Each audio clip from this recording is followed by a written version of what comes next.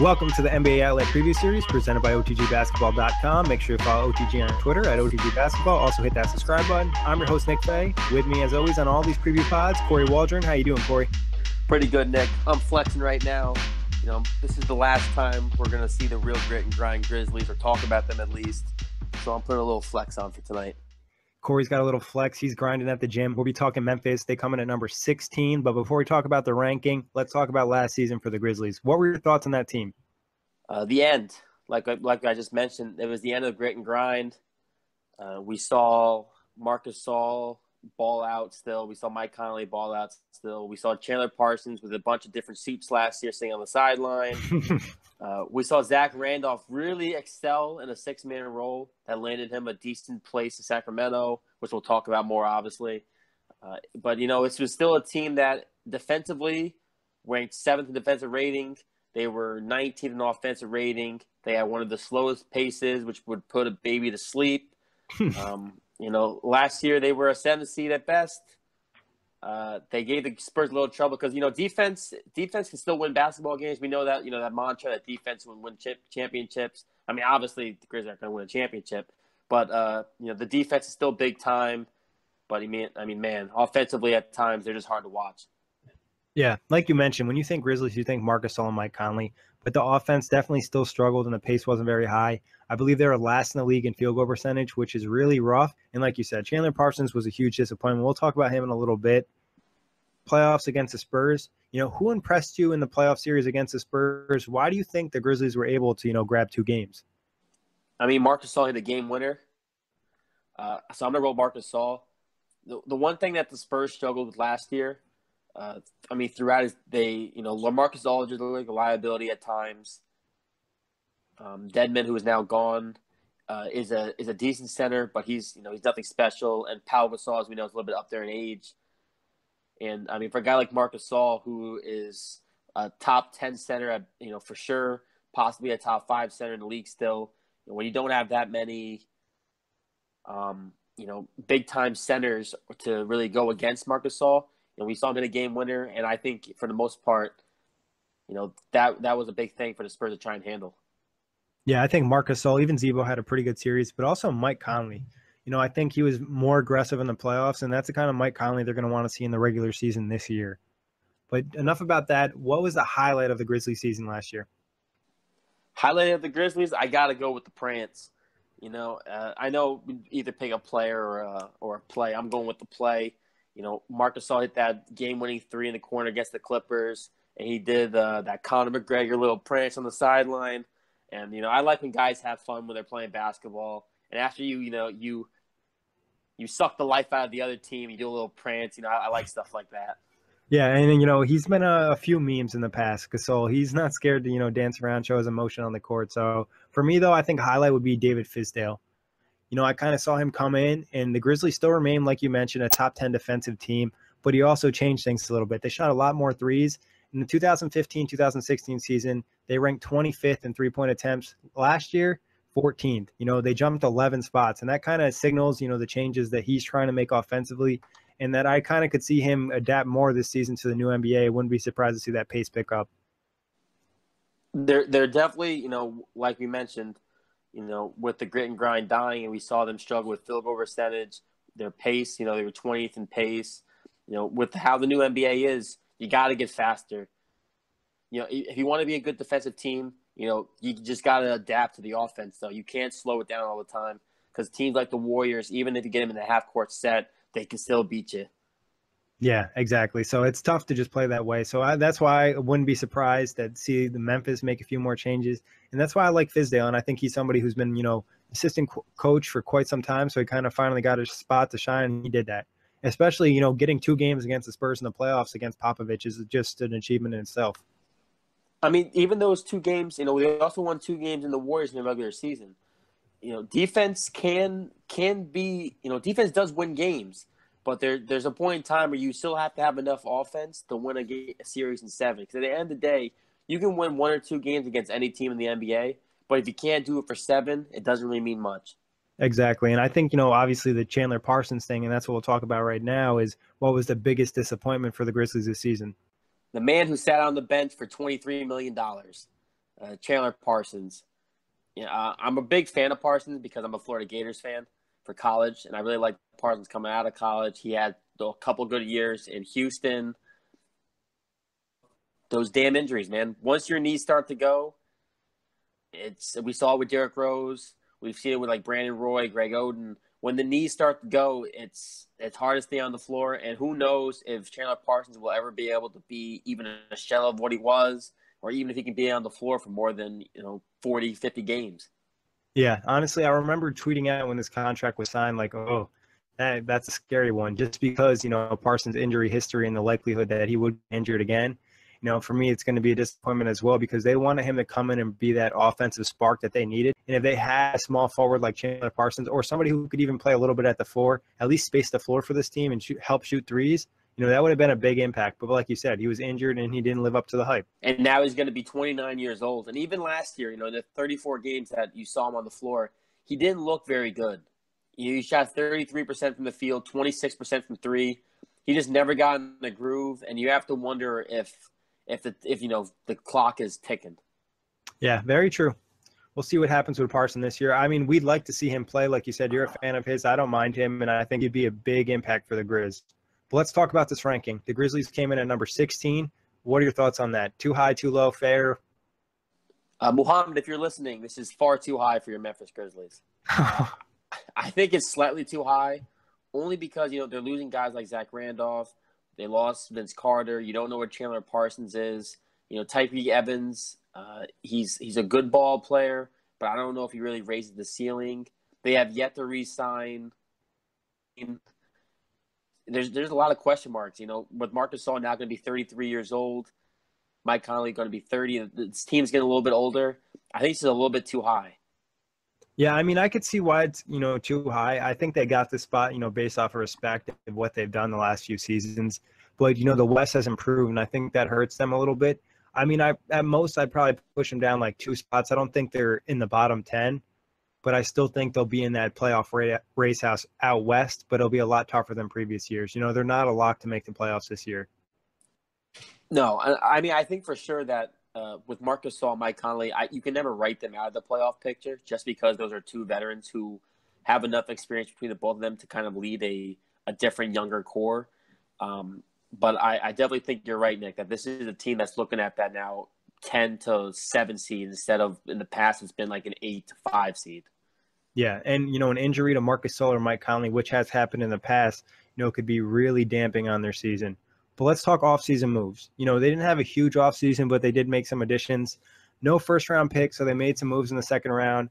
Ivan Robb and Dylan Brooks. Ivan's going to bring – he's going to be a rebounder. He has good length, kind of raw offensively, but, he does have some potential in the future. Dylan Brooks, high-energy guy, somebody in the second round that kind of fits that, grit and grind attitude. What are your thoughts on the picks? Yeah, Rob is going to be pretty important for them, especially losing Zach Randolph. They're going to expect him to play pretty big minutes early on, I'm going to guess, especially since, like we said, JaMychal Green has not been re-signed. I mean, I expect him to re-sign him, but so I like Rob in college. We'll have to see how his game translates to the NBA. On previous pods, those second-round draft picks, it's kind of like flipping a coin. You never know what you're going to get. Yeah, and he's somebody who kind of dropped in the draft. People are saying if he went in the draft the previous season that he would have went a little bit higher, but he kind of hurt his own ceiling. So we'll see what happens with that. Addition-wise, in the offseason, free agent signing-wise, they picked up Tyreek Evans, Ben McLemore, who already had an injury and broke his foot, and they signed a former draft pick, Zaid Zagonorak. And, he looks like somebody who'll probably spend some time in the G League. He's still pretty raw. It's tough to see him playing a lot of minutes. But what are your thoughts on Tyreek Evans in Memphis? I mean, Tyreek Evans is one of those guys where he's never hit the expectations. It's a guy who hasn't been able to stay on the floor. And, even last year he shot 41% from the field, 43% from three. With the Pelicans last year in 26 games, he didn't look good. So he was a part of that trade for Buddy Hield and DeMarcus Cousins.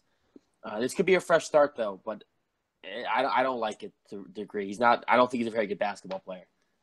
His problem is his jump shot. If he can consistently hit a jump shot, he's shown he has the ability to get in the lane and kind of play make for people.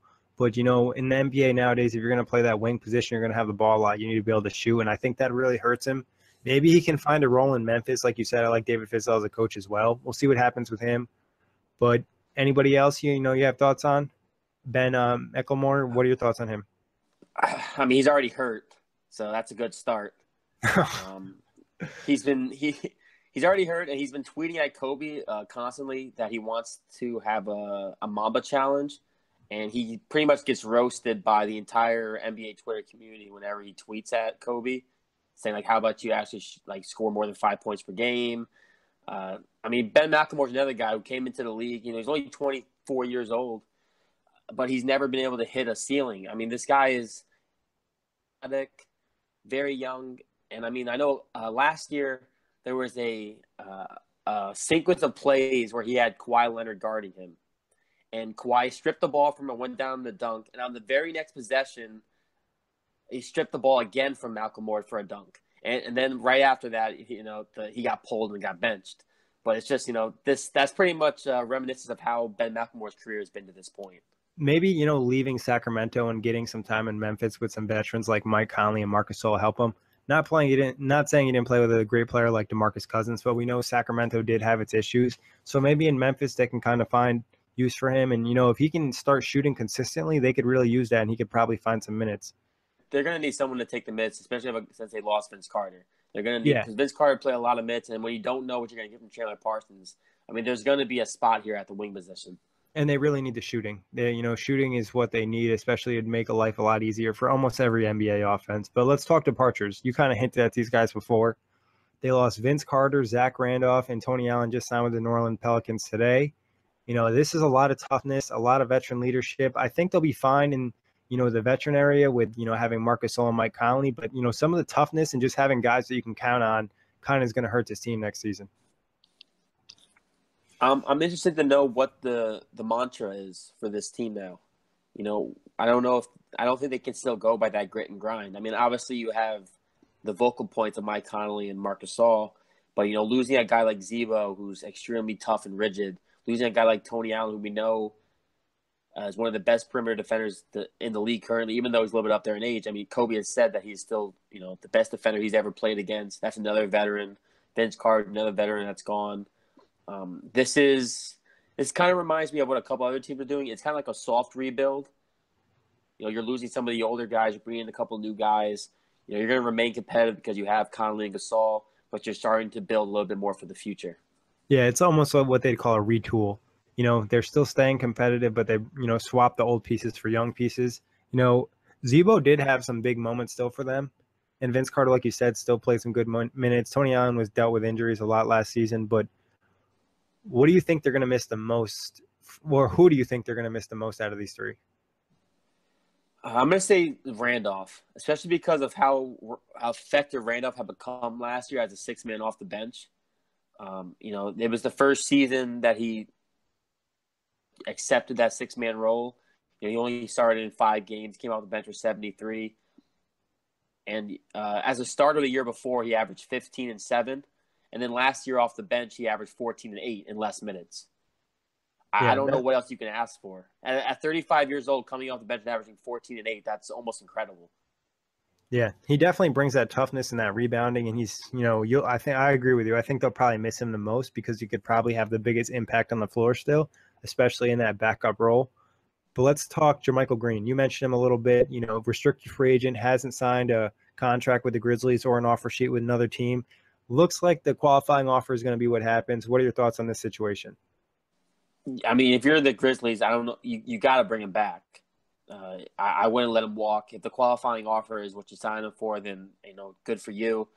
JaMychal Green is a guy who last year kind of really bursted onto the scene.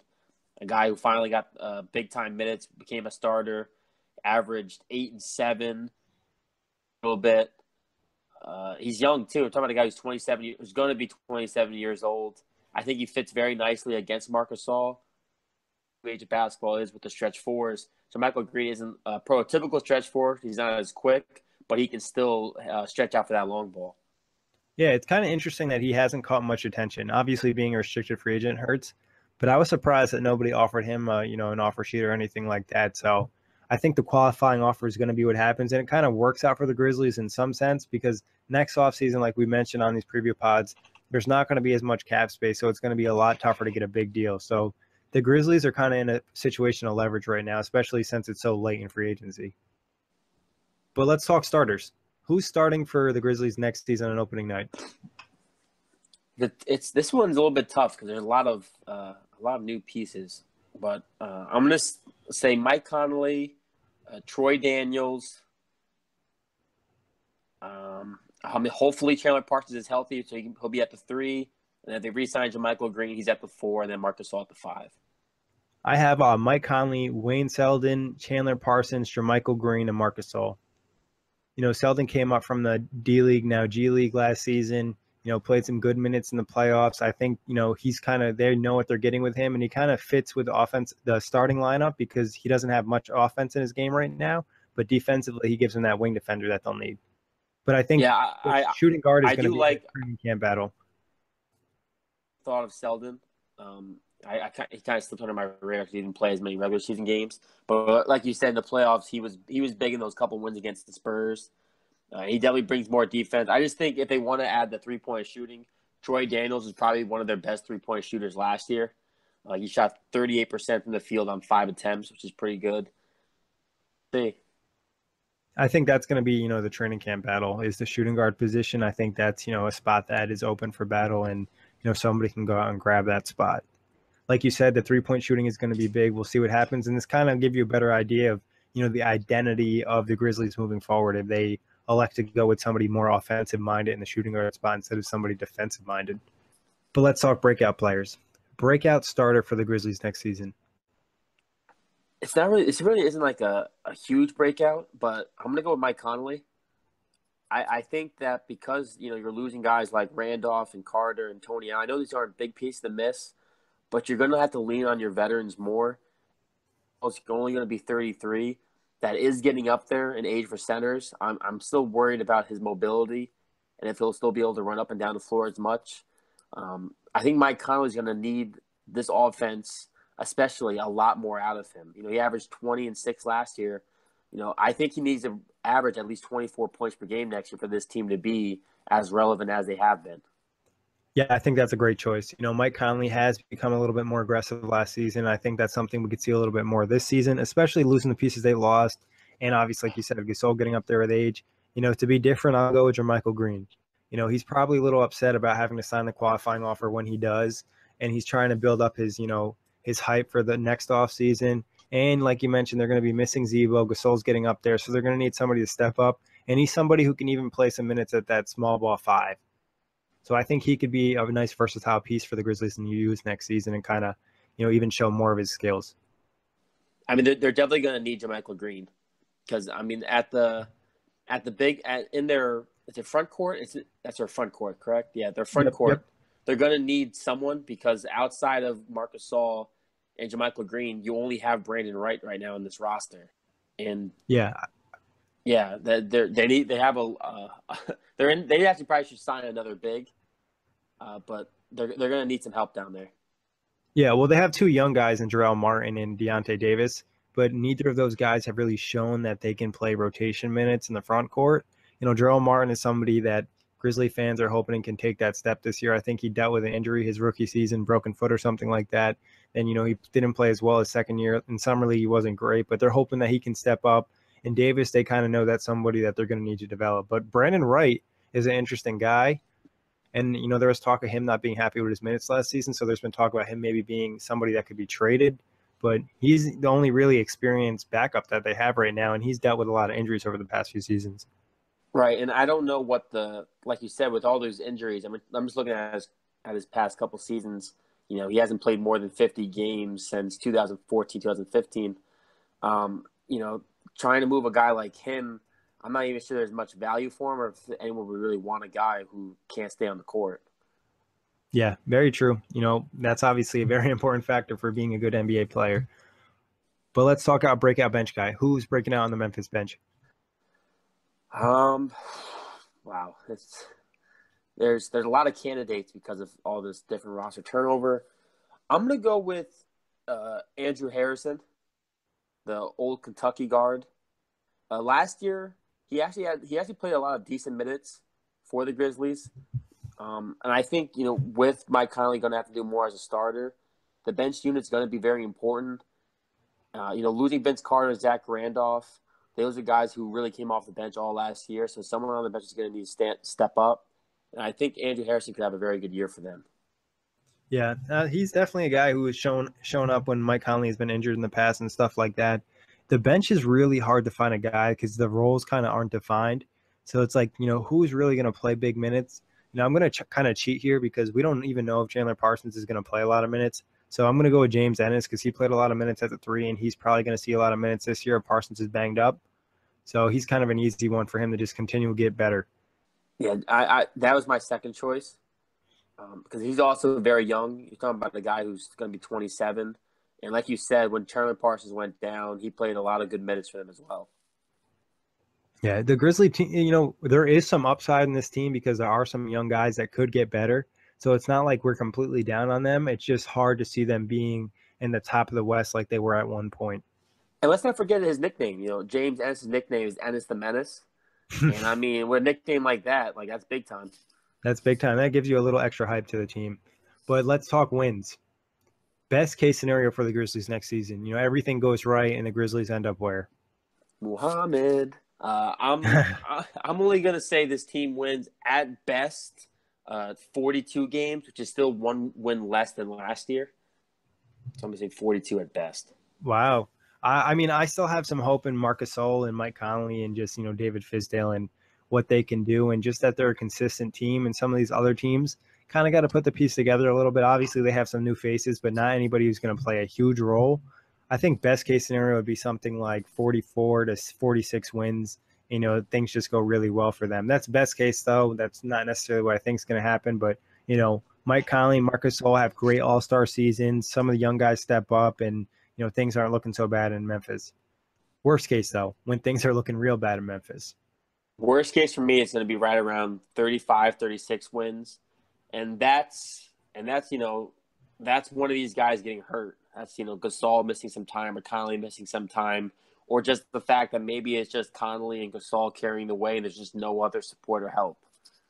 Yeah, my worst case a little bit worse than yours. I'm going to go with 30. If a Mike Conley goes down for 30 games or Marc Gasol goes down, they're so dependent on these two guys that if one of them were to go down, I think it would really kill this team, especially Gasol, because if you look at, what else they have in the front court, we mentioned JaMychal Green stepping up, but if one of those guys went down, I think worst case scenario would be, 30 games. And you remember they play in the West, and a lot of these teams in the West got a lot better. So things aren't going to get any easier out West. No, they certainly aren't. There's a lot of young wolves in the West that are just waiting for a team like the Grizzlies to slip up. Exactly. And then you have to remember about these young teams that are competing for 8th seed last year. Denver's going to be better. Portland's going to compete. The Dame Lillard and CJ McCollum aren't going to get any worse. And, some of the young guys are bound to step up in Portland. So see what happens over there. And then just, some of the – go ahead. No, go ahead. No, keep going. Finish your point. And some of the young talented teams, out West, even in the bottom, that aren't necessarily going to be in the playoff picture, will have those games that just make it tough for the Grizzlies to get where they used to be. I just want to say, did you hear my pen on there? Young wolves. Yeah, I heard. Okay, just wanted to make sure. But realistically, what's going to happen for the Grizzlies next year? Realistically, I think they finish with 40 wins. I think this is the first time we see the Grizzlies dip under 500, and I think they miss out in the playoffs by finishing with a 9 or a 10 seed in the West.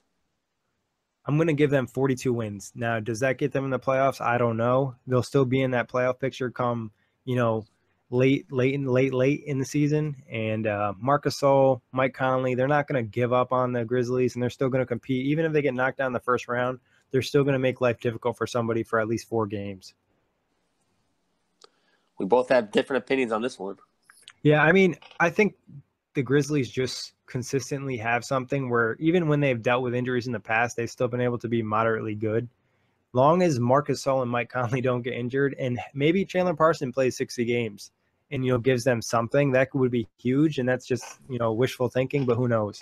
I just think there's too many other teams that got better when Memphis didn't get better. That's the problem with the Western Conference. I had this debate with someone on Twitter the other day. when you're trying to predict the Western Conference standings, I mean, to the point after you get past, the Warriors, Rockets, and Spurs and Thunder, I mean, a lot of these teams at this point, there's a lot of there's not a lot of space between like 5 and 10 in the West. I mean, every year it feels like the playoff race for the 8th seed or 7th seed in the West comes down to the final day. And I know that's the same in the East, but the teams in the West are just so much better. Yeah, no, I mean, it definitely is going to be tough. They can't mess around. So, I mean, I'm not locking them into the playoffs. I don't think 42 wins is a lock into the playoffs. I think, that's just them playing pretty good basketball, and maybe they'll get lucky. But let's talk the truth. This one was actually a little bit tough to come up with, but I came up with the emoji, the waving hand, saying goodbye to the grit and grind, Grizzlies, and now opening to a new era. Oh, man. That's Nick, you never seem to disappoint with the emojis. You must be doing a little bit more research than I'm doing on these. For me, I picked the one with the skull, like the skull with the crossbones. Yeah, This for me, this is the end of the Grizzlies playoff run. Really Muhammad is going to be so pissed listening to this podcast if he's out there. This is the end of this Grizzlies run. They've had a great playoff run here. They've been consistent. They've always been, like we said, that grit and grind. And I just think that this is going to be the first year that the Grizzlies don't make the playoffs. Bold prediction, not really that bold, but prediction for the playoffs: Grizzlies won't be in there. Don't be too mad at them, guys. It's a real possibility that they won't make the playoffs. But let's talk League Pass. Where did this team rank 1 through 10 for you, League Pass wise? We're back down to the low digits. I'm picking a 2 for the Whoa. Grizzlies. I don't have much. I don't have much interest. NBA is going in the faster pace. This is a team last year that ranked 28th out of 30 in pace per game. This is not a team that plays a very fast pace. I mean, if you like a lot of defense, I'm sure the Grizzlies are for you. I've liked the Pacers, who were a very defensively minded team against the Heat. But, I'm not interested. And I just think with how this team has lost a couple pieces, I'm not very interested to see Chandler Parsons in a suit or Mike Conley and Marcus Gasol that much. Damn, Kory throwing shots. But no, not really, because I'm going to go with probably a 3 out of 10. Like you said, they do not play at a high pace. I'm not really a big fan of their jerseys either. I don't know if that's really relevant, but just watching them isn't that fun. Losing a player like Vince Carter, who's somebody that I always like to watch. And FanDuel-wise, I don't necessarily pick a lot of guys in the Grizzlies, so that kind of impacts my ranking as well. I picked Marcus Gasol a couple times, though. Marcus Gasol did me good a few times last year on FanDuel. I can't lie. A lot of their guys are like really hot and cold in FanDuel. Like I always seem to pick Mike Conley on the nights where he doesn't have a big game. And, he has good value because he's not necessarily a high-priced player, but just never works out for me in the Grizzlies. But you'd watch the Grizzlies over what TV show that you like?